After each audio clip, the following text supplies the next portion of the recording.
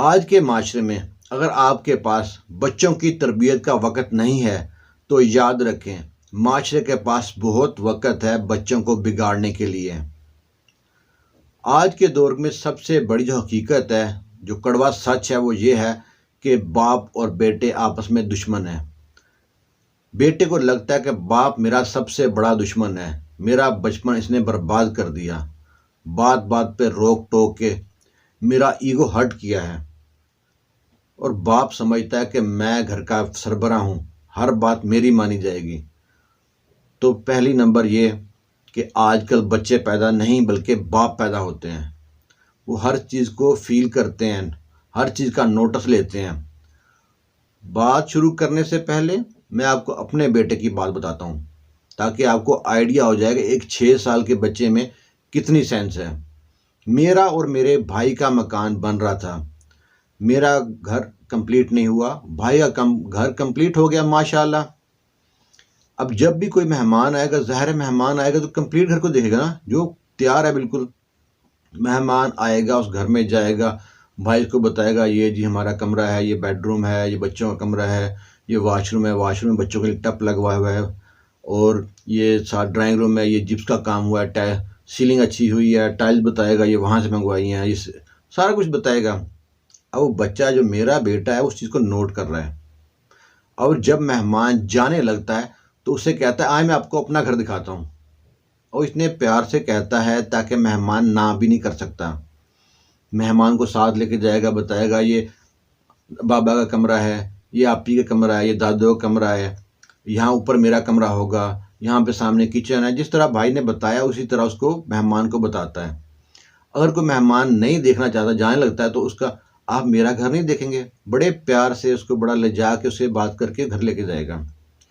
अब छोटे से बच्चे को, 6 साल के बच्चे को इतना पता है कि ये मेरा घर है और ये बाबा चाचू का घर है, और ये घर इस तरह बताना है, घर को इस तरह प्रेजेंट करना है।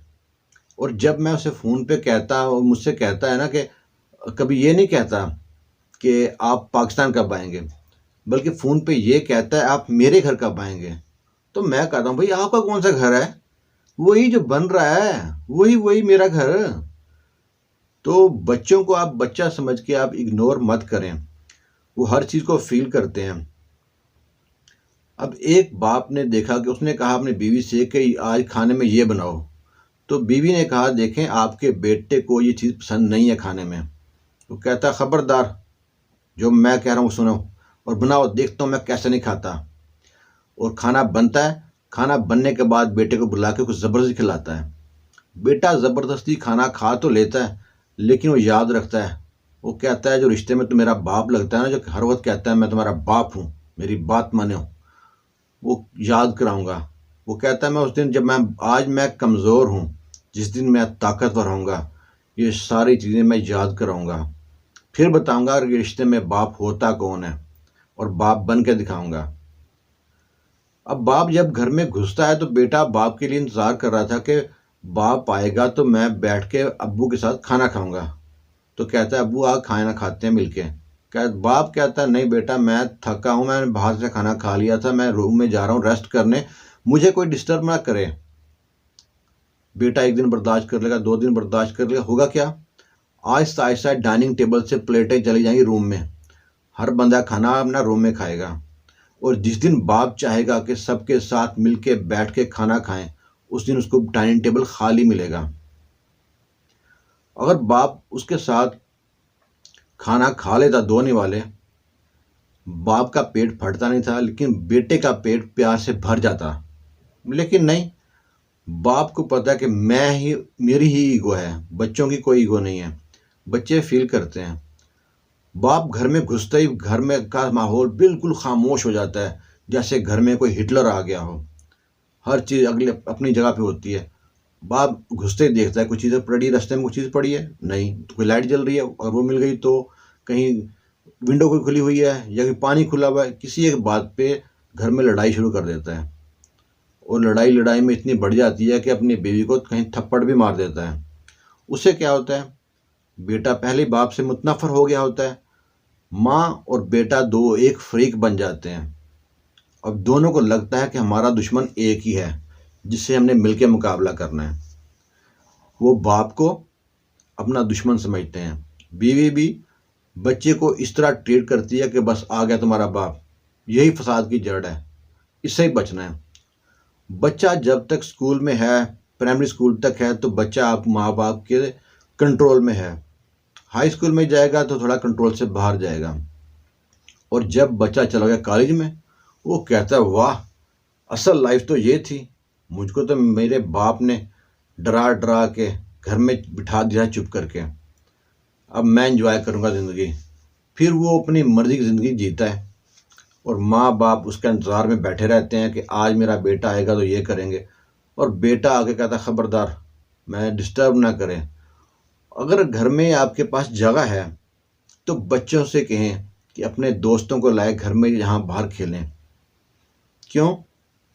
और उनको पता चलेगा आपको कि इसके बच्चे किस तरह के हैं, इसके जो बच्चे के दोस्त हैं वो किस तरह के हैं। और अगर आपके पास वक़्त है तो बच्चे के दोस्तों के साथ भी खेलें, उनके साथ बैठें, उनके साथ गपशप करें। उससे ये होगा कि आपको मालूम पड़ेगा कि आपके बच्चे के दोस्त किस तरह के हैं। कोई उसमें चोर तो नहीं है, कोई बदमाश तो नहीं है, कोई उसमें नशेई तो नहीं है, कोई आवारा तो नहीं है। और अगर है तो बच्चे को इस तरह ट्रीट करें कि वो बच्चे को बुरा भी ना लगे और आहिस्ता आहिस्ता वो बच्चे उस दोस्त से किनारा कर जाएं। अगर ख़बरदार एक बार कर देंगे ना कि एक साथ नहीं मिलना, बच्चा आपके सामने तो नहीं मिलेगा लेकिन बाद में लाजमी से मिलेगा। तो वक़्त रहते ही आप इस पे कंट्रोल कर सकते हैं। जब बच्चा हाथ से निकल गया फिर तो आपके बस तू मैम होगी घर में दाने जंग बन जाएगा। और इस सारी स्टोरी में आपने देखना है कि जो कहानी सुन रहा है, ये बात सुन रहा है कि वो बाप कहाँ तक सही है और बेटा कहाँ तक सही है, क्योंकि दोनों को बराबर बराबर चलना है। होता क्या है, अब एक बेटा था, 5 साल का बेटा था। वो जब बाप ऑफिस से आया तो देखा कि बेटा जो है ना उसकी दफ्तर की फाइल के पेपर के ऊपर ड्राइंग बना रहा है। बड़े काम का पेपर था। बाप उससे गुस्सा हुआ, बदतमीज कहीं के, पागल हो, ये क्या किया आपने, पेपर खराब कर दिया। और उसको एक थप्पड़ लगा देता है। वो थप्पड़ जमा हो जाता है बैंक में, वो मिलेगा आपको सूद समेत। जब सूद समेत मिलेगा ना, फिर आप वो बर्दाश्त नहीं कर पाओगे थप्पड़ को। और बेटा उठ के कोने में जाकर रोना शुरू कर देता है। फिर रोते रोते ख्याल आता है बेटे को कि शायद मेरी गलती थी, वो बाप का काम का पेपर था, तो बाप से सॉरी करनी चाहिए। बच्चों के अपने अपने तरीके हैं सॉरी करने के। उसने एक डब्बा लिया, कार्टून लिया, छोटा सा बॉक्स लिया, उसमें उसको गिफ्ट पैक किया और गिफ्ट बना के उसको बाप को जाके देता है और सॉरी करता है, बाबा मैंने आपका पेपर ख़राब कर दिया था, ये गिफ्ट आपके लिए लाया हूँ। बाप बड़ा खुश होता है और गिफ्ट खोलता है तो डब्बा अंदर से बिल्कुल खाली होता है, उसमें कुछ नहीं होता। वो फिर थप्पड़ लगाता है, मुझको बेवकूफ़ समझते हो, दफ़ा हो जाए यहाँ से। कहता नहीं बाबा, ये खाली नहीं है, इसके अंदर मैं बहुत सी पारियां लेके आया हूँ। मैंने पारियां पैक की हैं आपके लिए, बहुत सी विशेष पैक की हैं। बच्चों के अपने अपने तरीके होते हैं। और बाप लेकिन फिर भी ना उसको इग्नोर कर देता है। कोई 2-4 दिन बाद उसी बच्चे का स्कूल से आते हुए रोड एक्सीडेंट में इंतकाल हो जाता है। और बाप जो होता है वो डब्बा ढूंढता है विशेष वाला, वो पारियों वाला, क्योंकि उस टाइम उसके पास बेटा होता नहीं है। तो वक़्त बहुत जालिम है। वक़्त रहते ही चीज़ें सबके आपके हाथ में हैं। क्योंकि बच्चा जो है ना, आज के दौर में हमने कई बेटे लड़कों से पूछा है, अक्सर यहाँ पे सऊदीया में हम देखते हैं लड़के हैं। एक लड़का था फ़ोन पे अक्सर बात करता था, माँ से बात करता, अभी वो शादीशुदा नहीं था, माँ से बात करता था, बहनों से बात करता था, भाइयों से बात करता था। बस बाप से इतना बात करता था, हाँ बाबा जी मैंने पैसे भेज दिए हैं, इतने पैसे हैं, और आप सुना ठीक है, खैरियत है, दवाई खा ली थी, बस सही। यानी कि 1 मिनट की बात होती है। जब भी मैं देखता हूँ वो इतनी सी बात होती है। वो कहता है, मैं इससे पूछता हूँ बाप से इतनी बात नहीं करते। कहता है क्या करेंगे बात करके।